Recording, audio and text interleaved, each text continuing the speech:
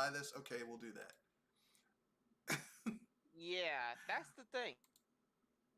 I call people pillows for loving all the for all the comfort, for all the ease of access things that they love to say removes all the tedium and work in this.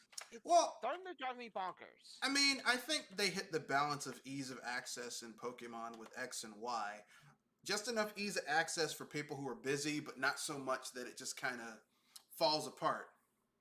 Um, but I think it's just kind of not really all that great now. But anyway, here we are with Yeah, another if fantastic anything, episode of BS Busters, let's and see. joined by Jewel. Let her introduce herself, and then we'll dive into it. Oh, Kadoshi just popped in. Okay, then we'll let Jewel and then Hey, Kadoshi, then Kenoshi. myself. So let's Jewel go first, then Kadoshi, then myself. Then we'll dive into it. Welcome, ladies and gentlemen, boys and girls, to the BS Busters Midweek Podcast. I am Joe Lemon Star, and oh god, beep it! All I right. have to talk for this one, don't I? Well, I mean, Because they did have a Pokemon presentation, I so know my topic just had to come up. I yeah. know. It's just that I was hoping to not go into it for on the same day it came out. Oh boy. Well, I mean, it happened. We gotta talk about it. Kenoshi, go ahead. Kenoshi Abomination, and I'm intrigued in Pokemon Arceus. All right. Yeah. Well, have fun with that. Hmm. I Yeah, it's your funeral, you can play it buddy. and tell us about it. I'm gonna dodge that shit. I'll take a hard left. I'll, Um, hey, Red, don't leave me behind for that one. Oh okay, boy. she can carpool. We'll both be taking a hard left on that. You can take that hit and tell us all about and tell us if it was worth it. With that being said, it's me, Mr. Red Fox, owner proprietor BS Busters. Thank you for joining us. We have some good stuff tonight. We're going to be covering. Let me check the placard. We're going to be covering GTA remasters, Cyberpunk 2077 patch 1.3, and Nintendo rules Japan. A new story just came out where Nintendo basically rules Japan and Pokemon. So without much ado, let's get into it. Oh boy. Um, So, whose initiative's up first? And sorry, I'm using Might a as D&D well. term. Might as well start with the Pokemon presentation. all right, okay. Seems We'll like start. everybody's fired up about that. I wouldn't say everyone's fired up. I would say that it was news. It's been a slow news month, and people are like, "Shit, we got to talk about something." Pokemon. Well, I'm not even saying people are fired up in a good way. I'm just saying people are, but yeah, I thought. Well, I mean, look, I haven't been in the Pokemon since Pokemon Yellow, and it's pretty much been the And same. this is how they bait. This is how they use bait. This is essentially, Pokemon Arceus looks different enough to me to, that's why it's looks interesting because it just doesn't look like the typical. The same shit over and over and over again.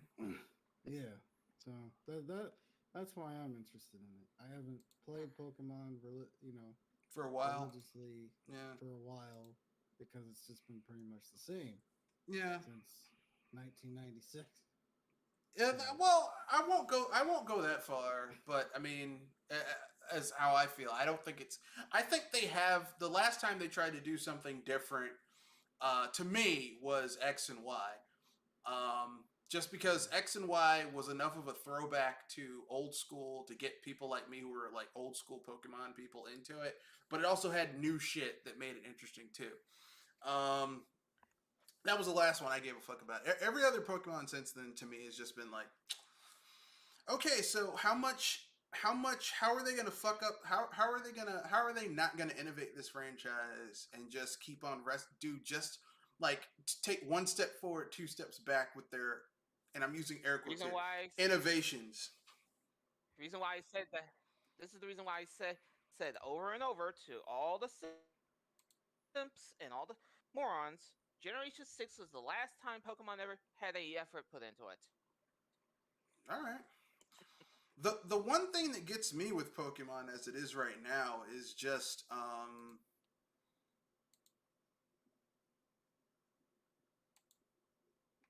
how Basic. yeah, it's basic. It's really fucking basic. Hmm. It's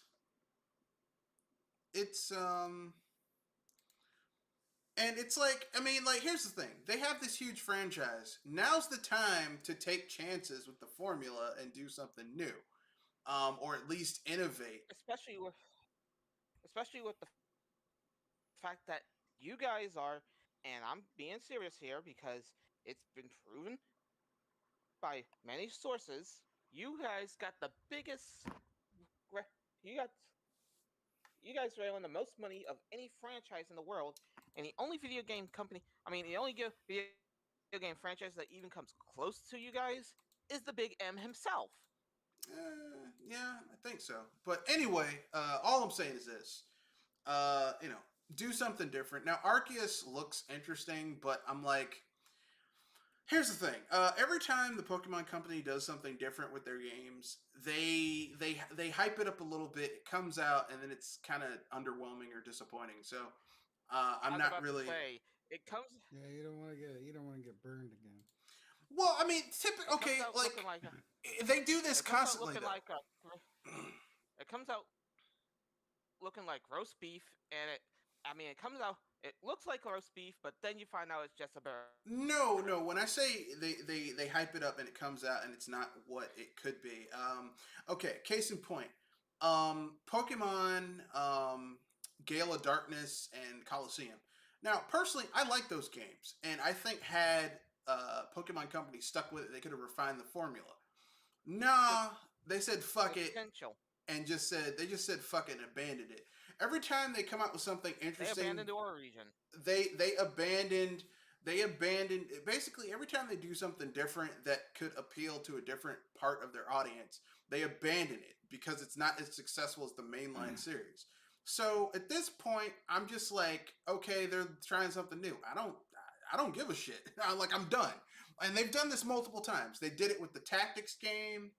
They did it with the uh, Rangers. yeah, with the Rangers games I just felt were kind of shitty. But I mean, like like some of the ones that I Well, liked. You know, But Pokemon Snap just got a new game this year. Like after people begging since the '90s for a new Pokemon Snap, begging, people were in front of the Pokemon Company finally happened. headquarters saying, "Please give us a new Pokemon Snap. We'll suck your dick." Nah, we can't give you a new Pokemon Snap. And I mean And that's it took the people that basically are in a sense going with Digimon in order to make this Pokemon Snap game. and they Am I farmed right? it out to Namco Bandai. So I mean, like, here's my point: is this? They don't like the Pokemon Company shows that they don't give a fuck except for licensing out their shit and making money off of the licensing, which is where they make the vast majority of their money. The Pokemon Company has the most profitable IP in in the world, but it's not. They aren't making like the vast majority of their money isn't being made off of the games. The vast majority of their money is being made off of licensing. So when you go and you buy Pokemon T-shirts and Pokemon pillows and Pokemon video and Pokemon cards and Pokemon movies and Uh, Pokemon all that Pokemon I was shit. gonna say ain't cards smaller.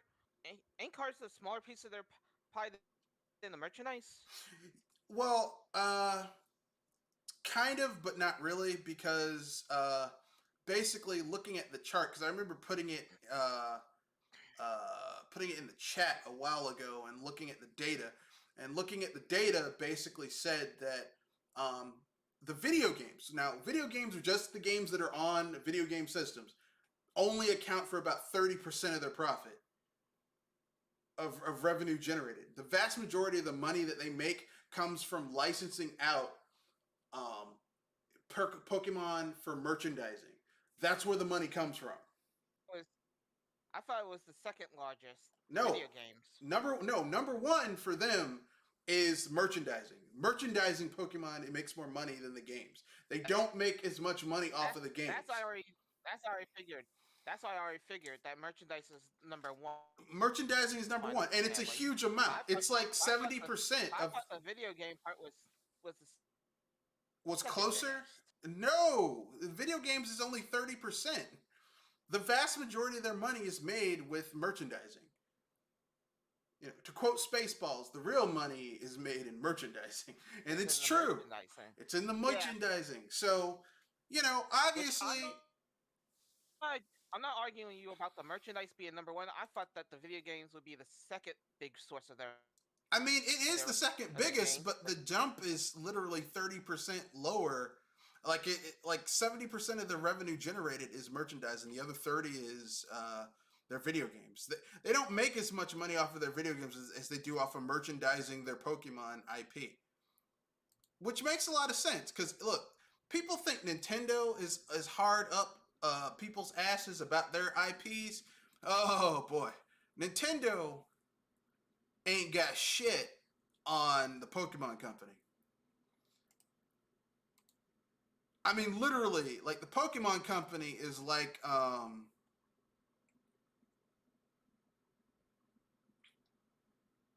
If I was about to say, if Pokemon's lawyers for their licensing was like ninjas, then you got snipers of. Oh the Pokemon Company is like Disney.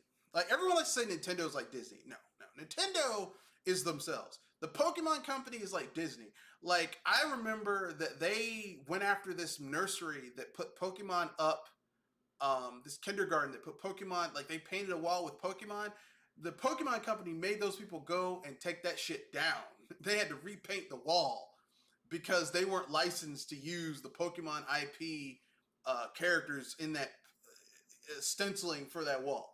That's the Pokemon Company. They ain't fucking around with their IP. Okay? Yikes. That's the Pokemon Company. So when people are like, Pokemon Company's my friend, they're a business. The only thing they fucking care about is their money. Okay? They like a pimp. And Pikachu is they hoe. Okay? The only thing they care about is, does Pikachu got their money? Okay? That's all they care about. That's kind of like the trainer and Pokemon relationship in most of the games. Yeah, you got my money? No? Then get the fuck back out there until you get it. Anyway, money, bitch? No. Yeah, you got my money? You got my money? Pow! Take out a dog beating stick and beat the shit out of their Pokemon. But anyway, anyone else have anything else they want to say about Pokemon before we move on to the next topic? Since we're talking about money, I think we can talk about Nintendo, the data about Nintendo ruling Japan. I think... I better cover this then, since we didn't hit on it. Quick review on what was displayed with Brilliant Diamond Shine Pearl. I'm actually happy to see the contests and the underground being worked on and revamped in a sense. Though I am groaning at people fangasming that you get Pokemon following you in the overworld and wild Pokemon in the game that you could just run into. I mean, seriously, that's just beep and fluff right at this point. People are really weird about aesthetics and stuff like that. Yeah, I mean, it's fundamentally the same fucking game as they released before, and I guarantee they probably will have. They probably removed some of the stuff that was in Platinum, but none the original. Yeah, they're probably ripping out content that should be there in the first place. Once again, an underbaked re-release, remake of that's worse than the original. Yeah, Nintendo has a problem with. No, that's Pokemon. The Pokemon Company is different from Nintendo. For this one. Although they are picking up each other's bad habits, I'll give you that much. I'm gonna slightly agree there.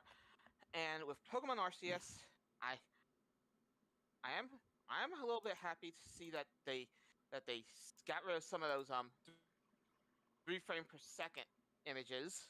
I think, and you guys are now introducing new Pokemon. That's not bad, but I could tell this is going to be its own ecosystem, and it's not going to be compatible with the other games.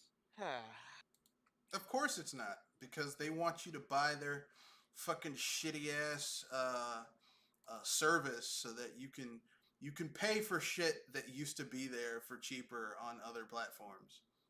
Cause you know,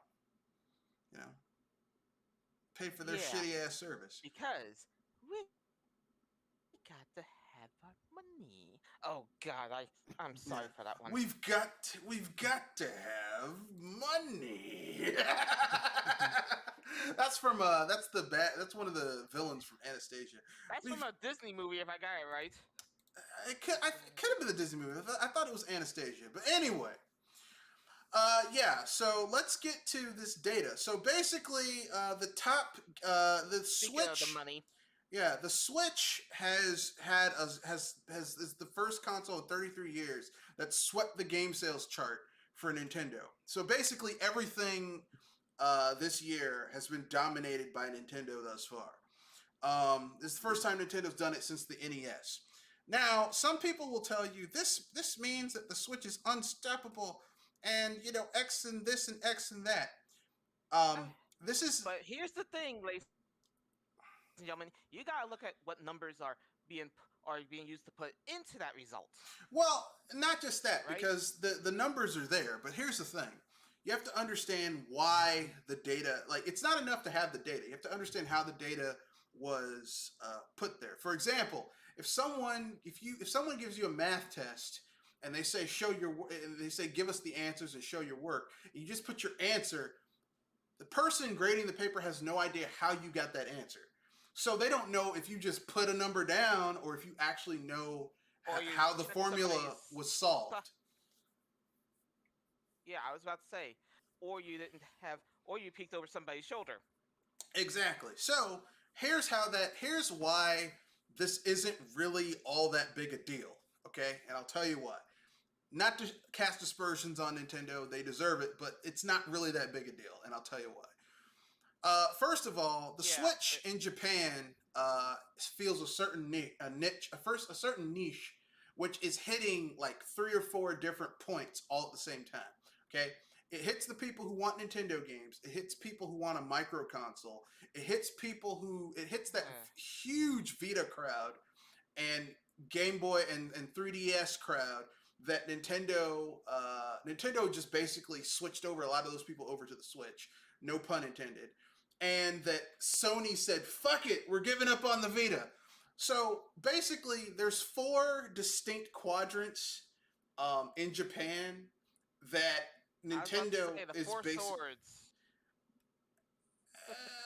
I mean, if you want to go with that pun, if you want to go with that pun, but basically, there's 4 quadrants. The Vita, the abandonment, the handheld market, the Nintendo market, and which one? Well, I said it's the micro console because the thing is, people in Japan live in really small living spaces. Even if you have a house. I said the handheld market.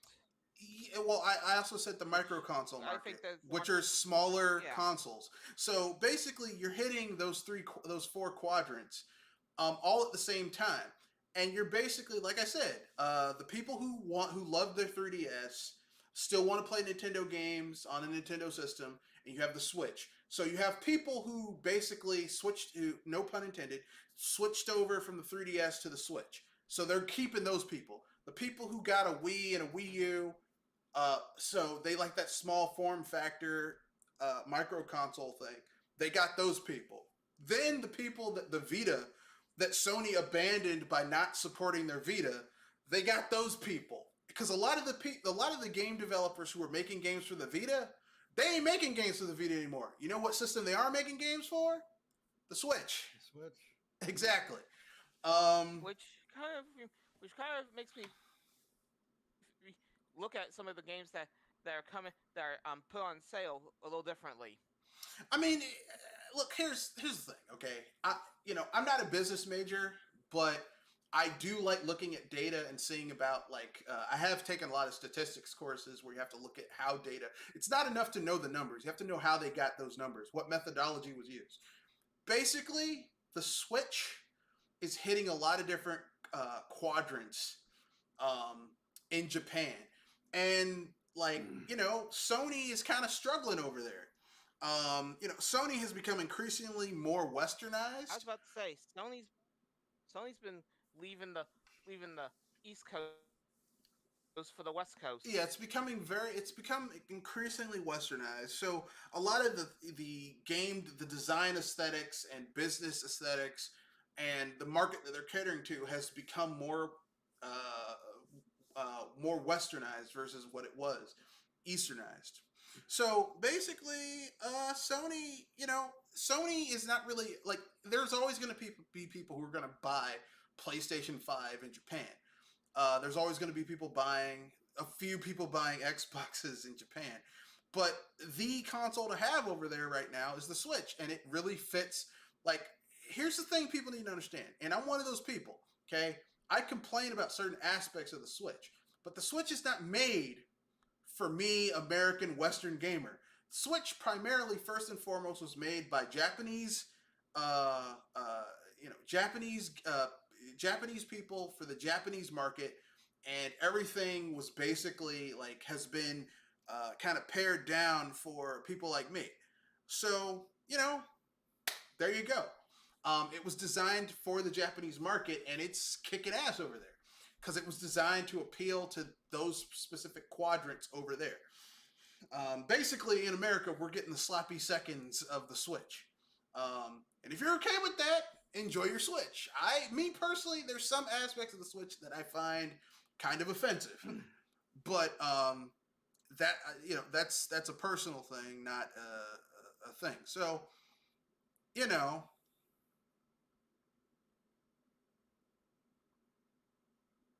Hmm.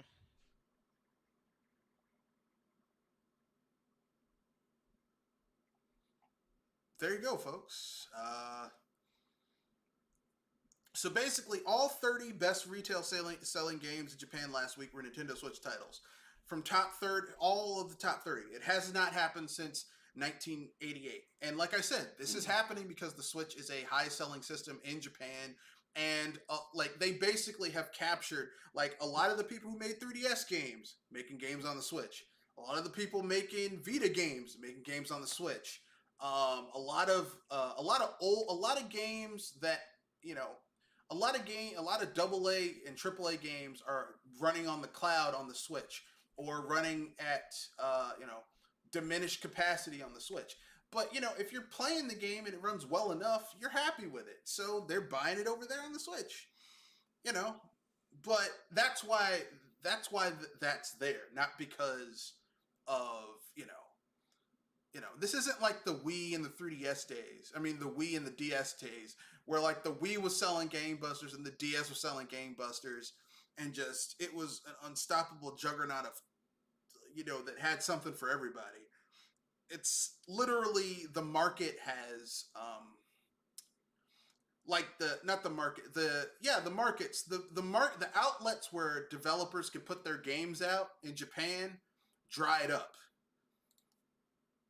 Because back in the day, last gen, the gen before, you had the Vita, the 3DS, the Wii, the Wii U, the PS4, the Xbox One. You don't have 5 consoles to put your shit out over there anymore. Really, you got 2: the PlayStation and the Switch. And the PlayStation in Japan is maybe has an install base of 34 million, whereas the Switch in Japan has 30 million. So I mean, if I'm a developer and I got to put my game on something in Japan, I'm gonna put it on the one that has the bigger install base. If I got to take a chance. So yeah.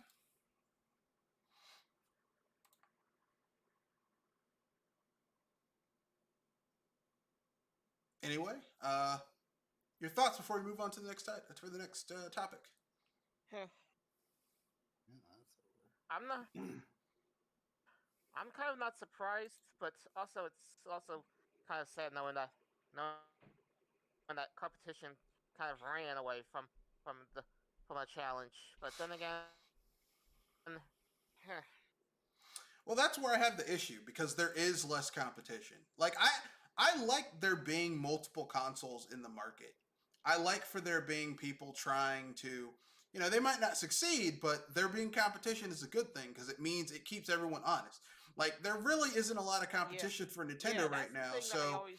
they're That's kind that's of, getting yeah, a that's little the thing lazy. that I like in a sense that if you have good competition, as in competition that honestly gives a beep and tries, then I honestly like competition. I don't like competition that just shows up and tries to say, "Give us money because we're here and we're popular." Well, That kind of that was the competition. PS4. Actually, that was the PS4, and our competition. Well, one of them shot themselves in the dick, and the other one ran into that wall. That was the PS4 last gen. This gen, it's a little bit different. Sony got arrogant from last gen, and Microsoft learned their lesson. Thank goodness they finally learned their fucking lesson. Um, and Nintendo's getting a little arrogant now. They're getting their ass up on their shoulders. So, you know, um, Hmm. it's not good. You know. See, the thing is, Nintendo when they get arrogant, they don't like start making like major fuck ups like Microsoft or Sony with their ass up on their shoulders from the PS2 to the PS3. Nintendo just starts to get kind of complacent about shit.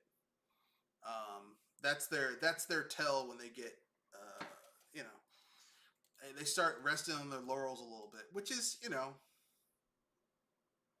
it's just what they do. I don't know why. They I kind got of to say, they kind of coast. There you go. they gain they when they get a little too high, they get sloth. While I think pride is on the other two, Well, I mean, each company gets or starts pride fucking up in their own way. It's different for each of them. Like yeah, I was not really Microsoft's thinking about it.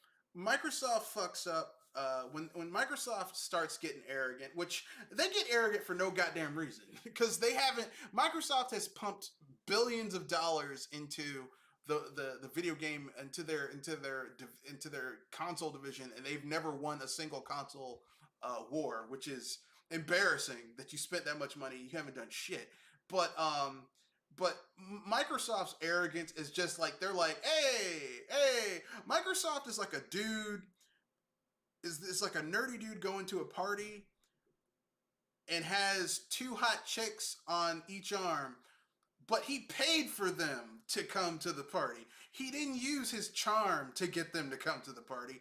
He paid for it, so it kind of loses a lot of its value. Um, Sony, on the other hand, when they get arrogant, they just think, well, we can do whatever the fuck you want, and you just have to take it. That's basically how they act. Like the jump from the PS, like how Sony basically abandoned Japanese JRPGs during the seventh gen. How they basically said "fuck you" to gamers by charging people $599 for the PS3. They're like, you're gonna pay this for a Blu-ray, and the joke was on them because no one gives a shit about Blu-ray anymore because streaming is where it's at. Well, the funny thing about the whole thing is that the PlayStation 3 came out a couple years before the economic downturn, so that made even things worse for them. Well, yeah, but also, I mean, like, okay, each time Sony's come out with a console, except for the PS4 and the PS5, they were pushing a format. It's all about the format. The PS1 was pushing CDs, the PS2 was pushing DVDs, the PS3 was pushing Blu-ray. And, it would have worked except for one small problem. Streaming got big. And here's the thing. Why the fuck would I pay $50 to $60 for a Blu-ray or even $20 for a Blu-ray when I can pay $20 and have access to thousands of movies, that more than I could ever fill up in my entertainment area and my entertainment shelves, my DVD and Blu-ray and VHS library. Like, why the fuck? Like, financially, streaming is more bang for your buck than Blu-ray ever will be, than physical media ever will be. So it's kind of like, it's like you want to fight this war, and literally you're playing checkers, and someone in streaming is playing chess, and you got outplayed, son. You know. And so they basically added a whole bunch of shit that no one wanted. Because I mean, I'll be honest with you. I would have preferred them not have Blu-ray in the PS3 and continue to have backwards compatibility. Because I don't give a shit about Blu-ray. I have maybe 5 Blu-rays in my collection. How's the Blu-ray going, ladies and gentlemen? No, just me personally, and I'm a cinephile. I only have 5. I have 5 Blu-ray collections, and they're all Blu-rays of shit that I already have DVDs, HD DVDs for. That have more, like the HD DVDs might not be they might be 1080p or 1200p, but they have more extra features.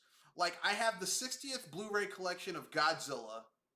The Toho Gojira Godzilla collection. I have the TMNT, the 87 to 92, 93 series in Blu-ray. I have the complete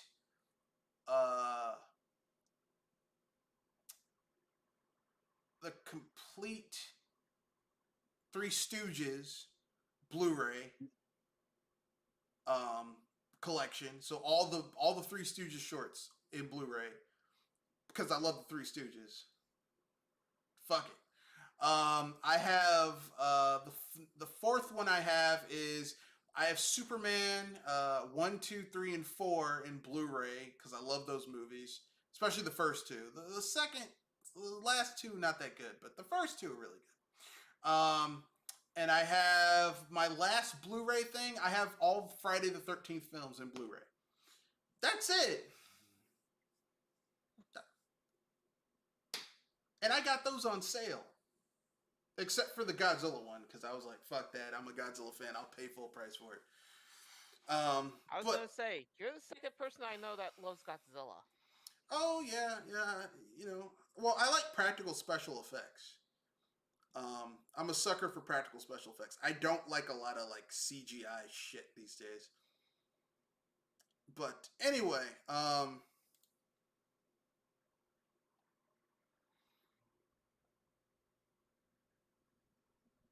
but yeah, I mean, Sony gets arrogant. Their big thing is there's nothing you can do. You're gonna get this because it's Sony.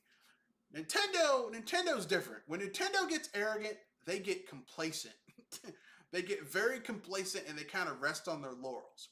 Like the last 2 years of the Wii was like that, where Nintendo was just like, it's selling gangbusters, and the DS is taking off. Fuck you. We don't need to do shit. that was the Sony and Sony and Nintendo, it's either pride or envy versus sloth, I think. No, sloth is laziness. Nintendo isn't lazy. They just get complacent. It's kind of like you're in your senior year. Wouldn't relying on making things easy or having a smooth ride be something of laziness. No, laziness is where sloth? Laziness is when you don't do the work. Complacency is where you're in a position like laziness is you're in your senior year of high school and you're given easy tasks to do in order to, make sure you get like easy shit, like do this worksheet, write a 5-paragraph essay, and you don't do it. That's lazy. Complacency is you have a 3.5 average your senior year and you're given easy shit at the last quarter, and you won't do it because you know even if you don't do it, you're still going to maintain. You're still, even if your grade goes down, you're still going to have like a 3.3 average. Nintendo's complacent. They're not lazy. They're fucking complacent. They're like, whatever, we'll be fine. And complacency, to me, is more annoying than laziness. Because laziness is like, this motherfucker's just fucking lazy. They'll flunk out and go away. Complacency is, you know they could do better. They're capable of doing better, but they just don't care at this point. And that's the problem, to me. Like the last 2 years of the Wii, where Nintendo would drop one game every 4 or 5 months, people had to fucking beg them to bring out Xenoblade Chronicles and Last Story. Like, why the fuck do people have to beg to get epic level RPGs on your system? But that's Nintendo. When they think they don't have to do shit, they just get complacent. And we're seeing that kind of with the Switch a little bit, where they're just like, and I know people are going to say, well, the COVID-19. I mean, how long are we going to use that as an excuse for some of these? Because here's the thing, okay? You don't have to be in an office in order to program some shit from home. Yeah.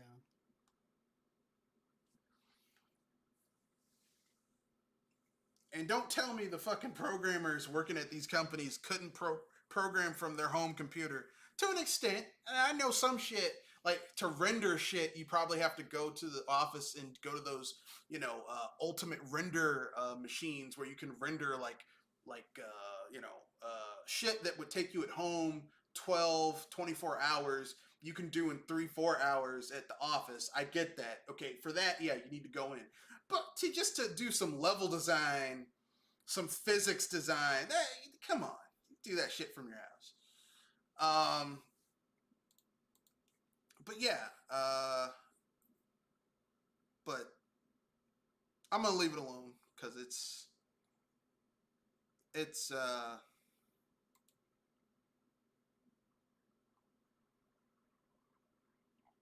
I'm gonna leave it alone because it's not worth just keep on talking about the shit.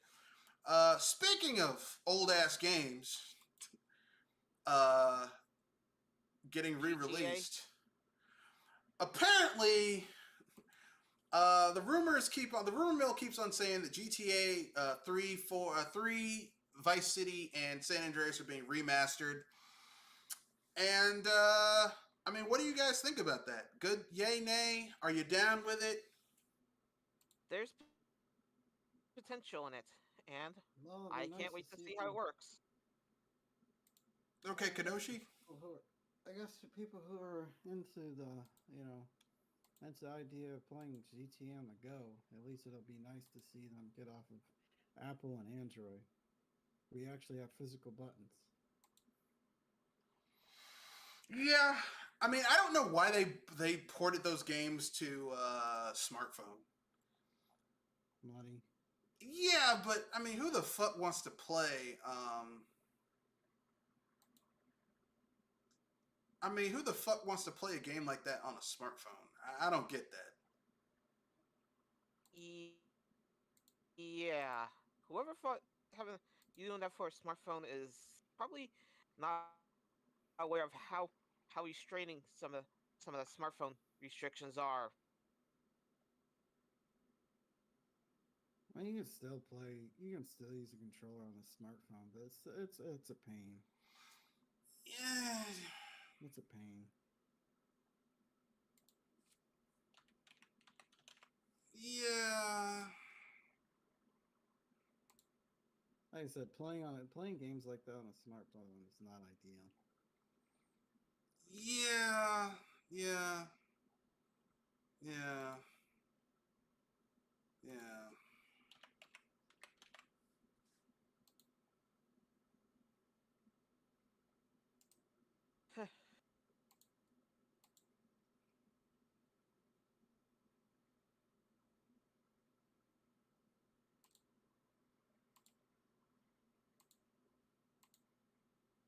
So,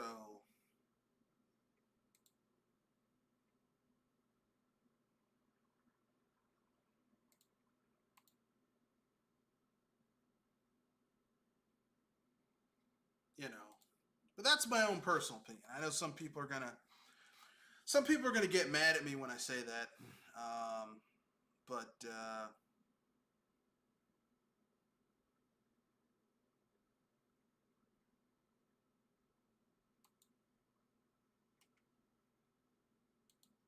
you know, like the thing is that I love GTA. GTA is my favorite. GTA is GTA. Well, GTA is my favorite. It's definitely my favorite sandbox series. Um, definitely my favorite sandbox series. Um,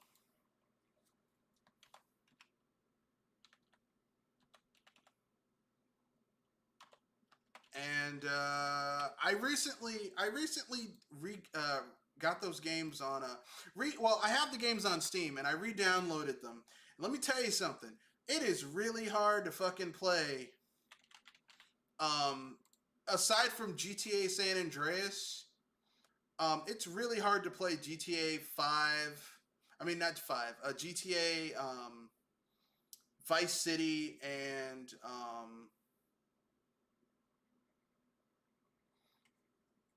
it's really hard to play GTA Vice City and GTA um, 3 on PC. Because basically, if you use a controller, which is really the way they were meant to be played, really hard to play with a controller. Um, like, and San Andreas is the most modern. I'm using air quotes here. It's the most modern one you can play. So it's not good.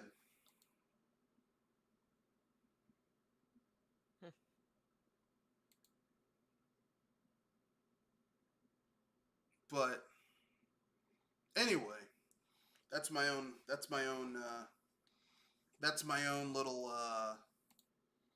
thing here. But anyway, so do you guys have anything you'd like to see? Oh, but here's some good news for those of you who are part of the rumor says that GTA San Andreas, the GTA remastered trilogy, will also hit the Switch. So for once, Nintendo gamers will get to play a GTA game, a proper GTA game. Yeah. You can go around beating the shit out of corrupt cops as CJ Carl Johnson and get cussed out by Officer Tenpenny, aka Samuel L. Jackson. You can listen to the sweet tunes in Vice City. Listen to Michael Jackson and Phil Collins, Nim, and the Whispers. GTA 3 is really hard to get into. I've tried. I can't. I can't. So yeah. And I know some people say, "Hey, don't you beat hookers?" I don't. I actually, when I play GTA, I don't go around murdering the shit out of random people. I hate playing GTA like that. Now, if you fuck with me, I will kill you. You don't see your. I was about to say you don't play a D&D murder hobo. No, one of the reasons I don't like GTA 5 is because you have to play as Trevor, and Trevor is a murder hobo. Like it opens up with him murdering the shit out of a character from GTA 4, from one of the a minor character in the main game, but he had an entire DLC expansion all about him. And the opening of the film, the game is Trevor murdering the shit out of this guy after Trevor was fucking the dude's girlfriend. I mean, it's fucked up. I don't know why people are like, I love playing as Trevor. What type of repressed psychotic shit are you repressing that you want to play as a character who just goes around murdering the shit out of random people because they bothered him? Yeah. Yeah, as I said, one of the few things that I'm surprised that some people like about Murder Hobo like that guy is how they wrote his story. Oh. Well, I mean, he's one of the few characters in the game who actually goes through a story arc. I'll give him that much. Because Trevor in the beginning of the game is a terrible piece of shit, and depending on how you play the game, by the end, he becomes a slightly better person, but he's still not a good person. I was about to say, slightly better person. Well, he's slightly less murdery. He actually has some closure. He becomes a different person. I mean, I get what they're going for. It just wasn't very well executed. But yeah, I'm hoping. Like, I really do hope. Um, okay. Here's a little bit of here's a little bit for you guys. Indie Gala, which is a indie game storefront, is a great place where you can get slightly cheaper versions of games. Um, uh, Slightly cheaper. I recently saw a game that I pre-ordered off of Steam for $109 for the premium edition. I got it off of Indie Gala for like $80. So it was cheaper. What game is that? It was Tales of Arise Ultimate Edition. Oh, okay. Sorry, not 80. It was $87.99, which is still cheaper than $109. And it comes out September 10th. That game So, looks interesting. yeah. Well, I'm a Tales fan, and even though, you know, Hideo Hobaba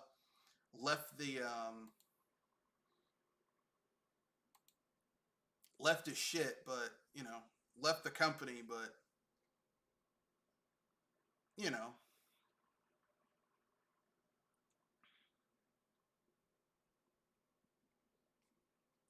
new shit might be good.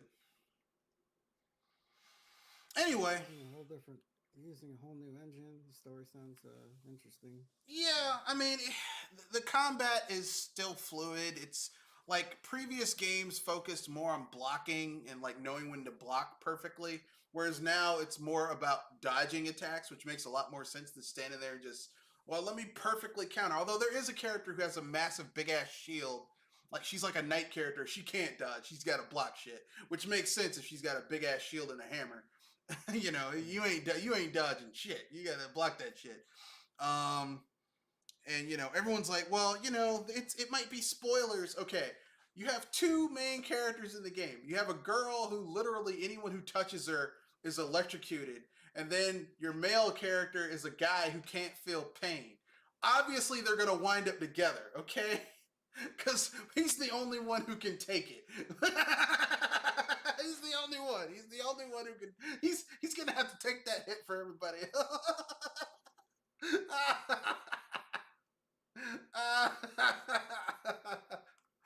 And in Tales from Arise, there's gonna be allegedly there's gonna be a Coliseum with surprise characters from other games. I hope they have Lloyd Irving from Tales of Symphonia in there, just so that we can see how they interpret Lloyd Irving in this new engine with his dual swords. Because Lloyd Irving's like my favorite Tales character. Period. He's just my favorite Tales character. I'm not even saying that ironically. But anyway.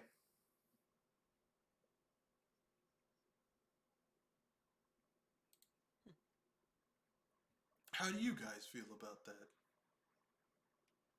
I like it. Yeah. I think I'll pick it up. Yeah. I'll pick it up. And I know some people are going to say, well, why'd you get the Ultimate Edition? I got the Ultimate Edition because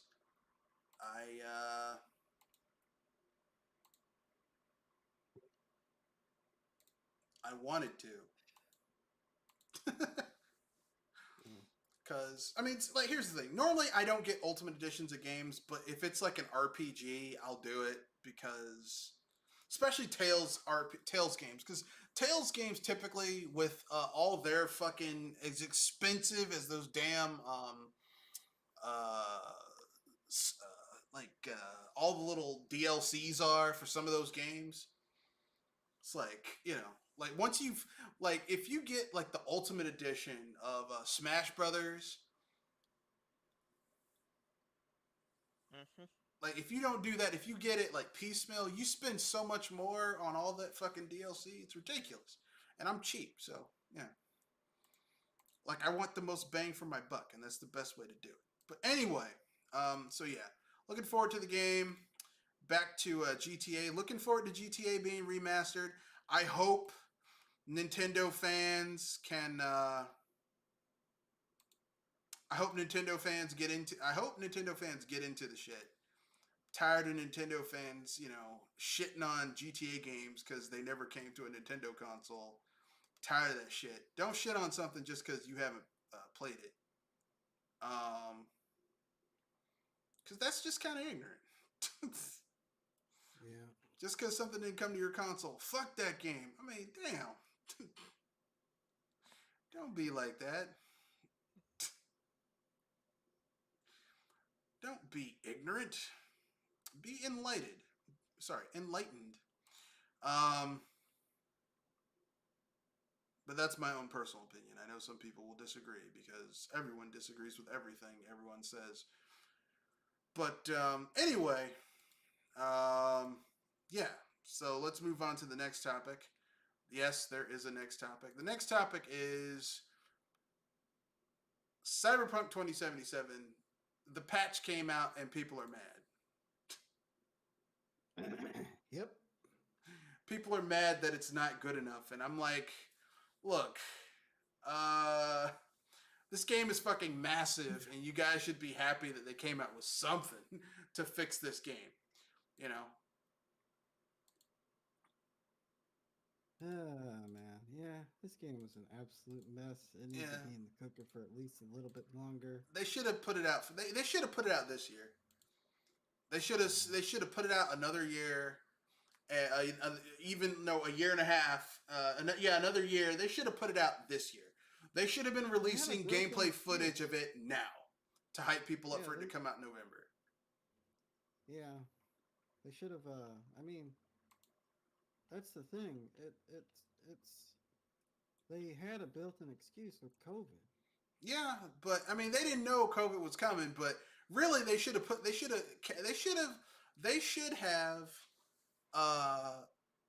pushed the game back another year, taken that hit, and then when COVID hit, they could have been like, hey, we're having issues, COVID, and then done extra time to really work on that game. Because the thing is like there's a good game in there. There is a good game in there. It's not like playing Skyrim or Fallout 4, where the fundamental underlying purpose of what this game should be is just not doing what it should be doing. There is a good game in Cyberpunk 2077. It's just like clearly the people were the developers were being pushed to get something out. And, for certain games, sometimes when you're pushed to get something out, it can work. But it did not work this time. And that is sad. Because, I'm not saying that CD Projekt Red had a sterling reputation, but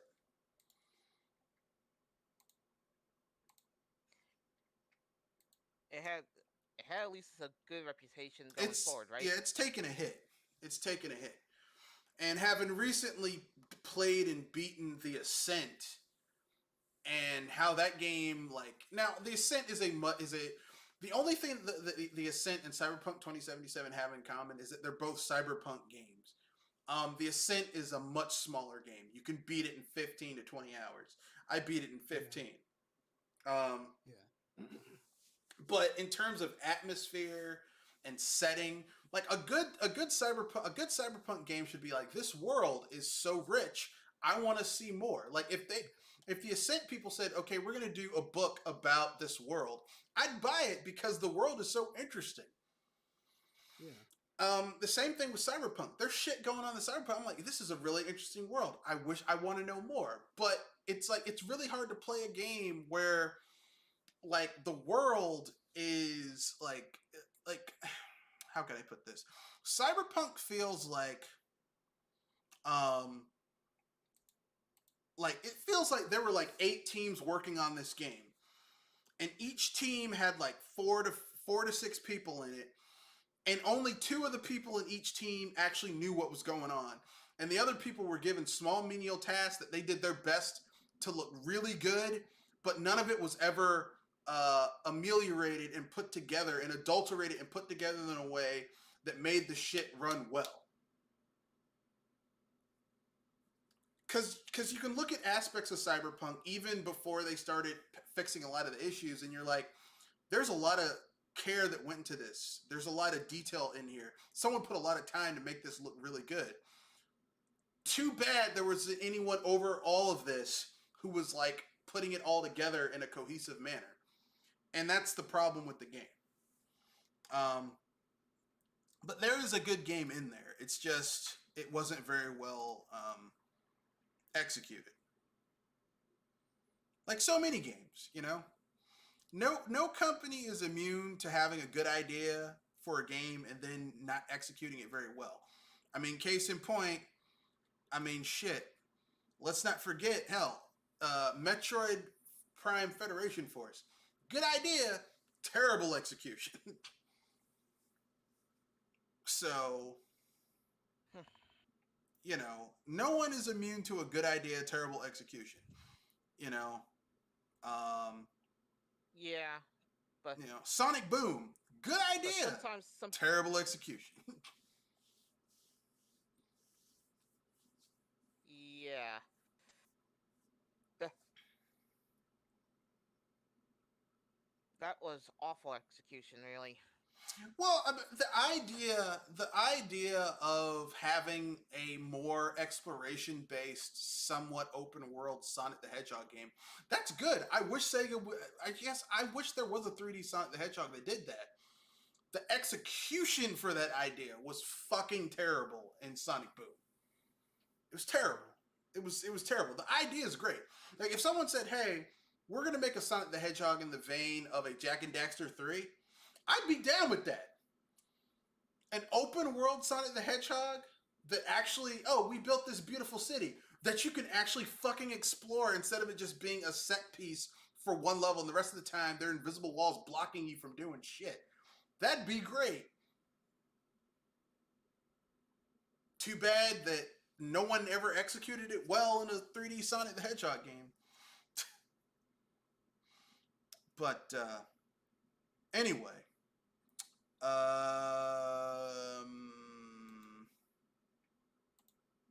what other topics do we have to cover? Anything else you guys want to say about Cyberpunk 2077 before we move on to the final topic, which is unpopular opinions and free topic?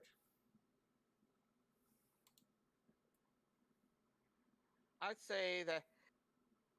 at least say that Cyberpunk has really been a mess with most of its stuff.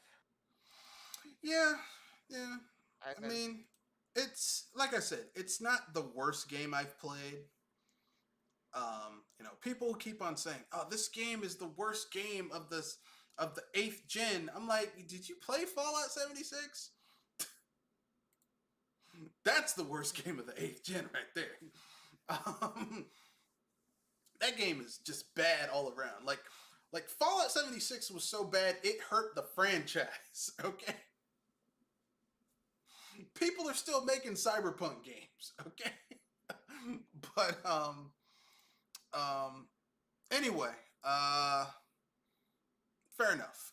Anything else? Anything you want to say, Kenoshi, before we move on to the unpopular opinions? Yeah, unpopular or free topic if you guys have anything you wanna bring up. Anything you guys wanna bring up, talk about as a free topic? We have a little bit of time, or we can end early and just do our unpopular opinion.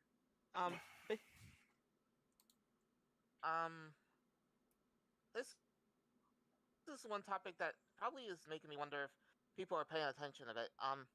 Is there a difference between challenge and tedium? Yes. Because I had to be arguing with somebody that wants to get rid of something that was part of the series because he says it's tedium. Well, it depends. It depends on what it is, and it depends on because the thing is this challenges.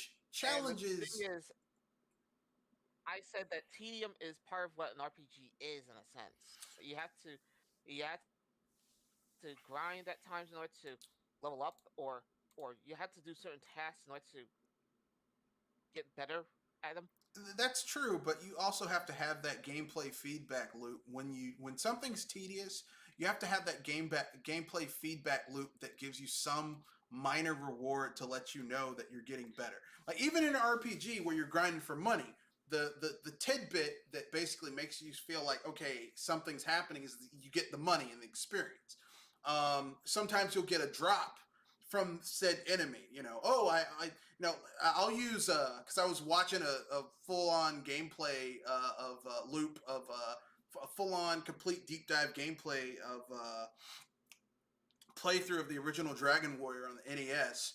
Like that game has some very tedious gameplay loops. You have to do a lot of grinding, but you're constantly getting feedback from that. You're seeing your money go up. You're seeing your experience go up. An enemy will occasionally drop a treasure chest that'll have an herb or an item or something. So you're constantly, yeah, it's tedious, but you're getting something out of it beyond just the tedium of itself. So I mean, if the tedium is if something's challenging, if the challenge is tedium, but you're also getting like little tidbits of okay, you're doing something that's helping you, it's not that bad. Now, if you play a game where it's tedious and you get no feedback that what you're doing is doing anything, then that's just fucking terrible. Like some of the shit people would do back in the day in Pokemon to breed certain types of Pokemon with certain types of natures. I'm like, that's soul crushingly tedious. Yeah, I mean, if anything, I have to groan at how easy it is to breed.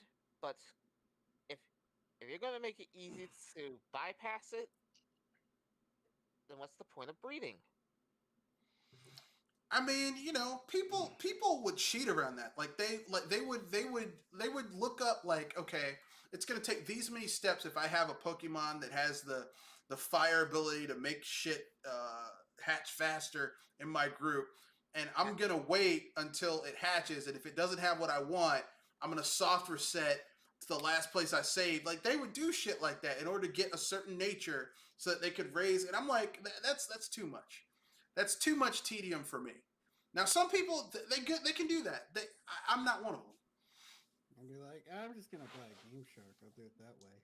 I mean, normally I would agree with you, but old school Pokemon, if you had hacked Pokemon, it would corrupt your entire game. Yeah, it would corrupt. If you had hacked Pokemon, it would corrupt your entire game. So you had to just basically say fuck it, and and just deal with it.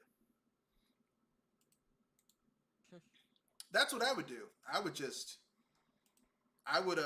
would break down and just be like, you know what, fuck it.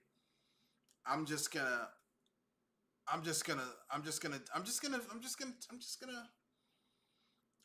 take that hit.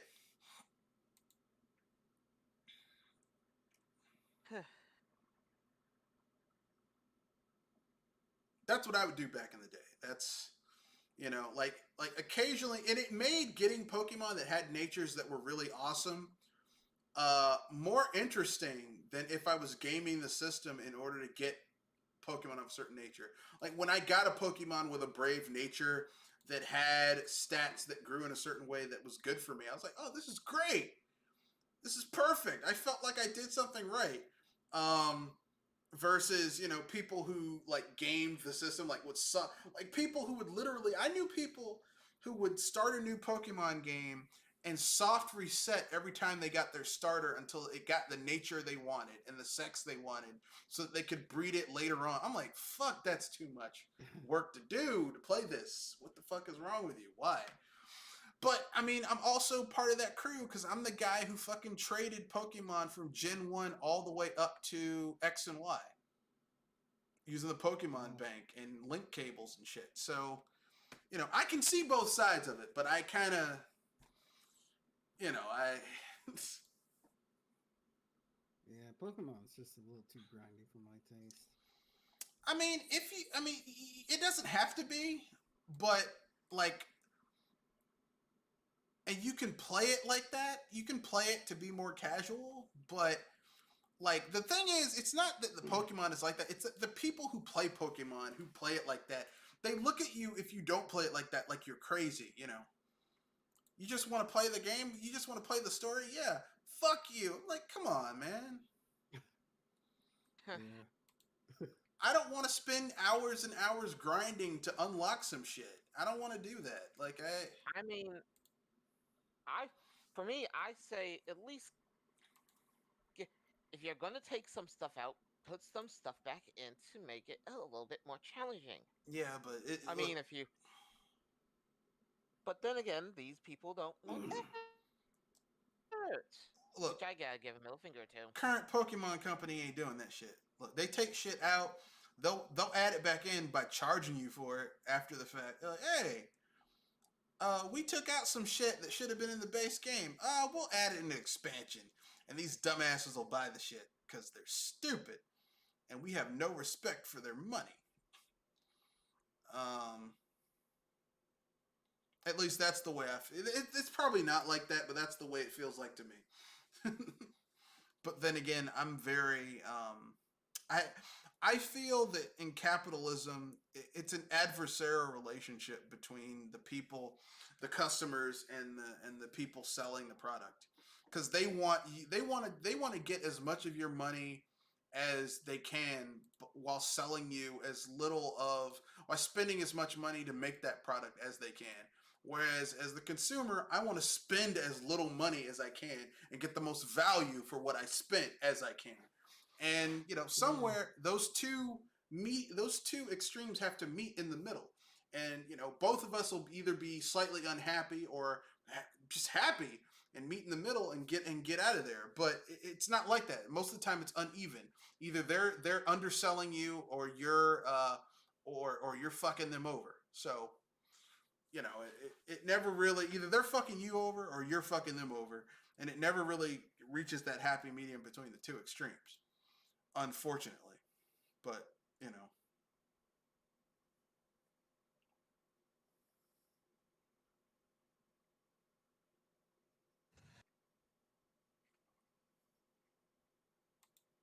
Yeah, that's the unfortunate thing about. Kind of nice if everybody could be happy, but yeah, it don't work doesn't that way. way. Yeah, it just Yeah. people don't understand. Like, it's like, look, it don't work that way.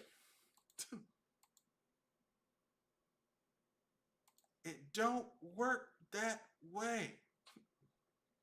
Shit is never gonna be, you know.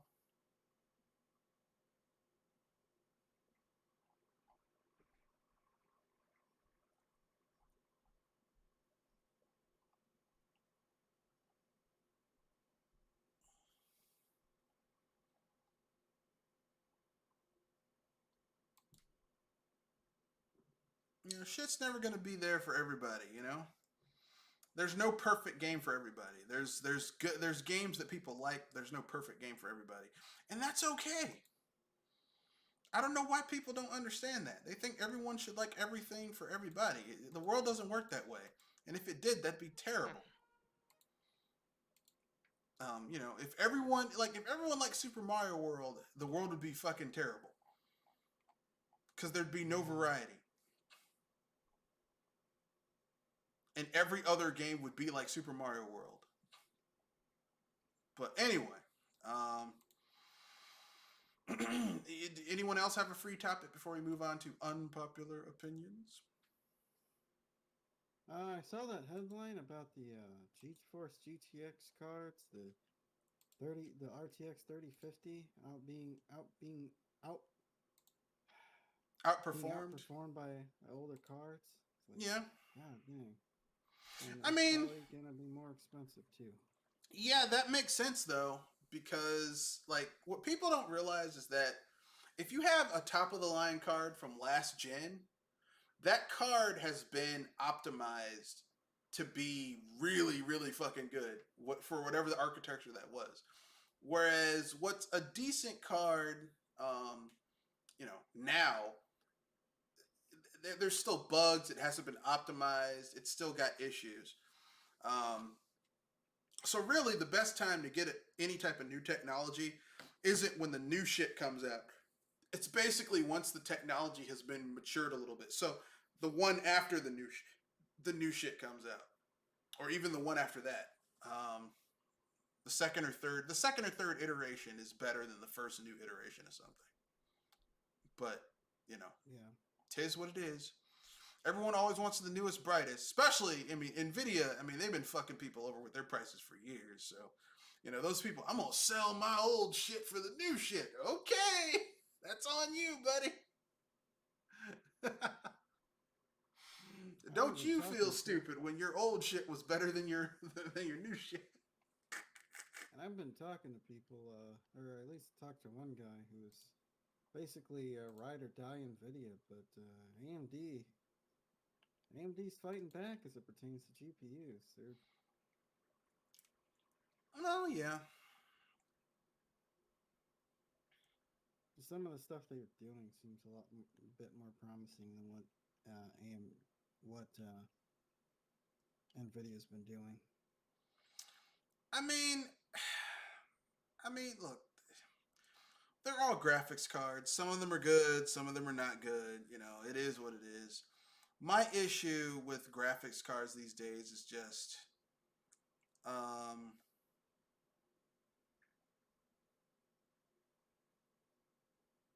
like my big issue with graphics cards these days is just like Nvidia and AMD came out with their new graphics cards 2 years ago, and some of these they both kind of lied about what, like, okay, if you have a 3050 in a laptop, that's not the same as a 3050 you would find in a desktop. Yeah. Same thing. Same thing with a 3080 in a laptop. A 3080 in a laptop is a desktop 3070. Not even there, because they still had to make concessions to get the shit to run in a laptop. Unless you want a laptop that you literally, if you don't have an extra one of those cooler things for your laptop's gonna burn out if you run it at high power settings. It's gonna be, you can cook on the shit. Yeah, you're right. Sometimes it's not even a 3070. Sometimes they have to lower the wattage of the parts. You're not actually getting the full performance of your hardware. Yeah. So I mean, the thing is this. All I'm saying is this: people need to, you know, like, you know, get whatever works for you. Just whatever works for you, go for it. But it's not what you think. When people are like, "Yeah, this is gonna be great," I'm like, "Come on, man, calm the fuck down." It's just a graphics card. And here's the thing, like, unless, like, really, who gives a shit what graphics card you use? You know, whether it be Nvidia or the other one, unless like, the only time it matters is if you have a setup that can handle it. Like, if you have one of those massively curved monitors that have all that shit, then fine then you probably, if you have a 4K monitor, you probably need a graphics card that can output at 4K.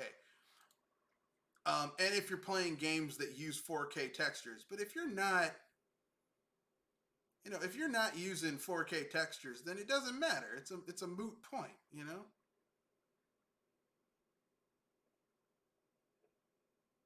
I don't know why people get so hung up on that shit, but they do, and I'm not sure why. Yeah. It's like, man, this game, this, you know, Nvidia, like, people talk about this shit like it's fucking a game. I'm Nvidia. I'm AMD. Look, listen. And here's the thing with fucking with fucking the heart with the GPU and CPU shortage being what it is, you better be happy you got anything to run that shit. Shit, Yeah. you better be happy with what you got. Shit.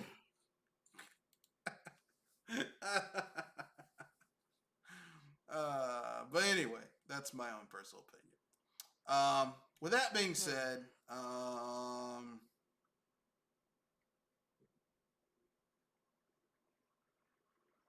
I guess I can give my opinion. My unpopular opinion. My unpopular opinion is this.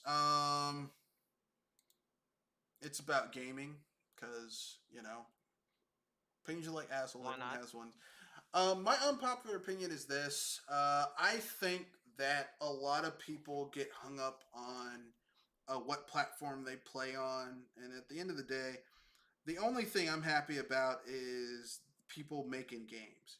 I like people playing games. I don't care what you play games on, just play fucking games. Okay? I don't care if you're playing on I don't care if you're gaming on a fucking graphics calculator. If you're playing something you enjoy, I'm happy for you. There was a time I was a Nintendo fanboy. Um, and I still am a Nintendo fan. Like that's my other ninth gen console is a Switch. But ultimately, there's a lot of shit I want to play that's not coming to the Switch. Or if it is coming to the Switch, I have to pay like 10% more on the Switch than I have to do on other platforms. So, um, you know, I want the most bang for my buck. So I'm probably not gonna play it on the Switch. I got an Xbox Series X, and I gotta tell you, this Netflix of gaming,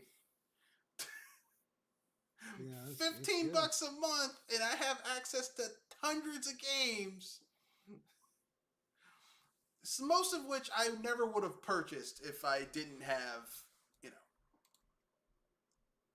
if it I was wasn't about like to it was. say the Steam idea No, not really. Because purchase a Steam, lot of games for small prices. yeah, but I'm not. I don't own these games on the Game Pass. I'm just basically like Game Pass is like Netflix, where you're just paying to play it for a little bit. That's kind of that's the flaw with Game Pass is if you're absolutely wedded to the idea that you have to own all your fucking games or else, then A lot of the games most of us own end up getting broken, or we end up selling them. Like, like how many games, you know? I know you're a collector, Mr. Red Fox, but a lot of people they either get lost. A lot of our games either get lost, broken, or we end up selling them. So, yeah, I mean, like here's the thing. I game a lot on PC, so for me, physical media, everyone's like physical media, physical media. A lot of the games that I have on physical media, like if you lose your code, your code to get shit, like you can't even play the game. You can't even download it.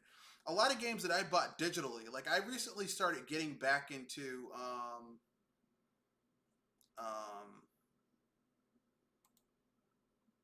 Star Wars, The Old Republic, the the MMO. oh, yeah. And I bought it digitally. I got the Ultra Deluxe Edition for like 100 some odd bucks years and years ago when it first came out. Because I'm a huge KOTOR fan, and like I had to like go back because I like my physical key card basically died. Like it fell off my keychain, so I had to go and do a whole bunch of shit. And like, but I could do that because it was digital. If I had physically lost the fucking like all the information I had for that game, I'd be fucked. It'd be useless. I couldn't even play. I'd have to. I basically would have had to rebuy everything. So in some cases, digital was really useful for me.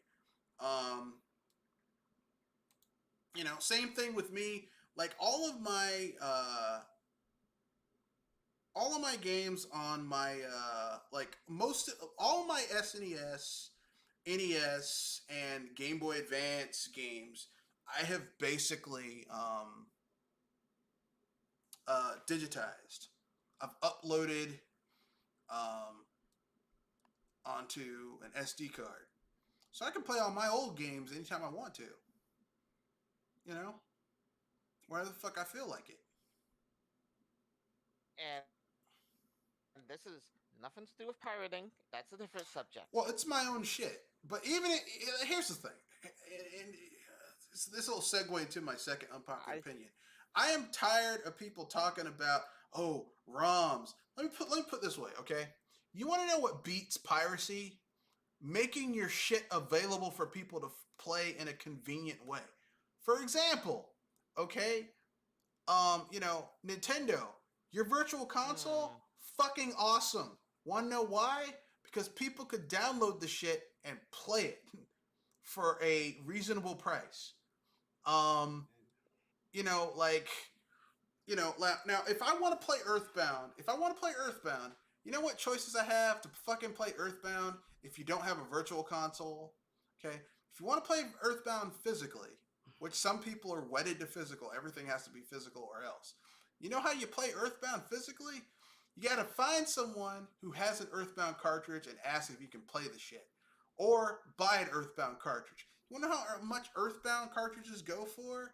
Here, let's look it up. I bet you it's 3 digits at least. Earthbound cartridge. Earthbound cartridge. He said Earthbound. It's Earthbound. Don't get. Okay, I said Earthbound. Earthbound, the cartridge goes for. This is just loose. This is not complete in box. 600. I said this is.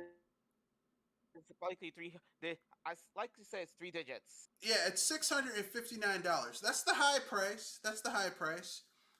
Earthbound, the game cart, the second cheapest one is $112. Another one is $295. Another one is $231. These are all just the carts. These aren't like rare in box or anything like that. I did call it. They're all complete but you want to know how much a complete in box Earthbound set goes for? Guess. I bet you that's at least 4 digits. It is. It's almost $5,000. It's $4,899.99. I was right, and yet, dang. So, my point behind all this is to say this: if you want to physically play Earthbound, be prepared to spend a fuck ton of money. All right, and that's to me that is not cool. So some people, if they want to play those games, they get a ROM and play it. Now, me personally, I don't give a shit about someone playing a game on a ROM. Like some people, you're stealing. Let me put it this way: Nintendo look. Earthbound was a flop when it came out. Okay, all the money Nintendo made on that game was when the shit came out, and it didn't really do all that well when it came out. And there's nothing wrong with that. But man, don't tell me, oh man, we need to say that's likely when advertising really didn't help. I mean, well, the game just kind of the game was really hard to market, and it just didn't really come off the way they wanted it to. But my point is that like the people are getting on my nerves with this shit. Oh well, piracy. Like, I mean, look, if you don't make your games available for people to play, or the actual physical media is prohibitively expensive, what are people to do if they want to play your games? Like, what are they going to do? Just sit there and be like, spend hundreds of dollars to play a game that you won't make available for people to play?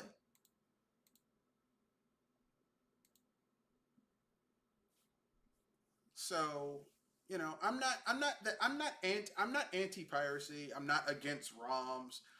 Because there's some games that just you're never going to be able to play unless you play it on a ROM. Like if you want to play the best version of Final Fantasy Final Fantasy 4, the only way you can play the best version of Final Fantasy 4 is you have to download the Japanese version of Final Fantasy 4, then apply a ROM to it, and then play it that way. That's the best way to play Final Fantasy 4.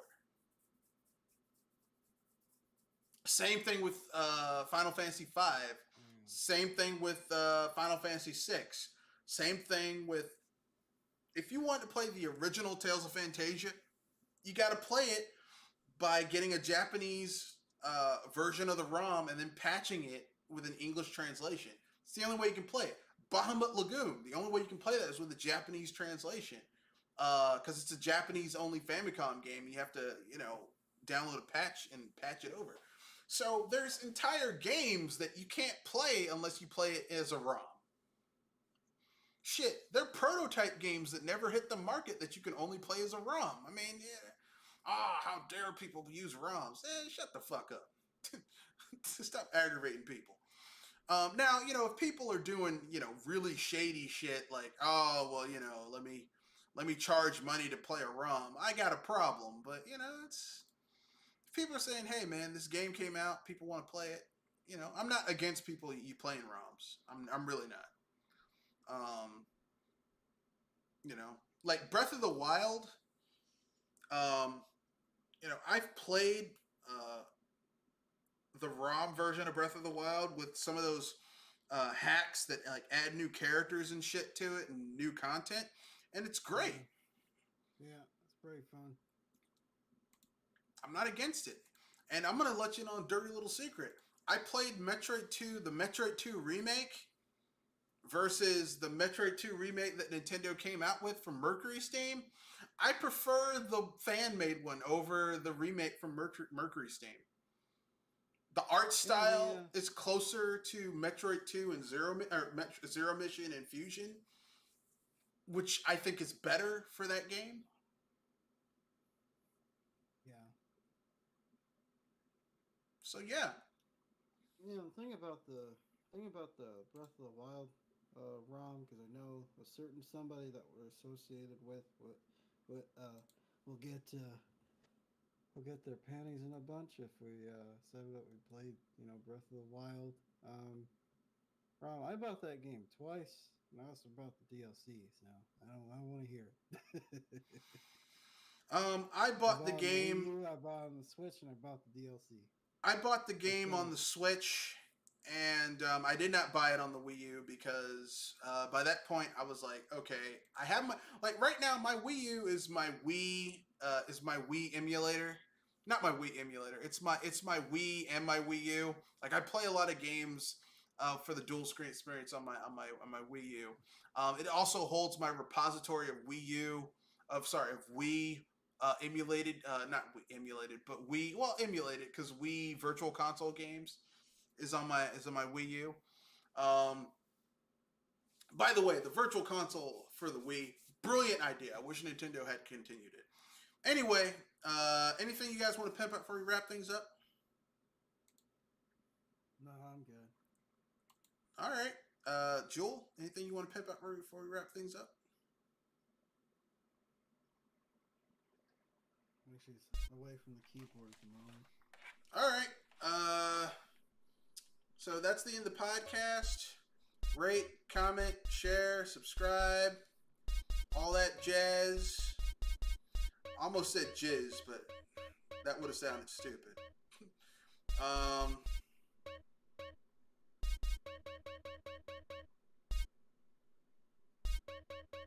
So that's the end of the podcast. Rate, comment, share, subscribe, all that stuff. Peace. Good night. Arrivederci. Stay safe. Wear your damn masks. Get vaccinated. Etc. etc.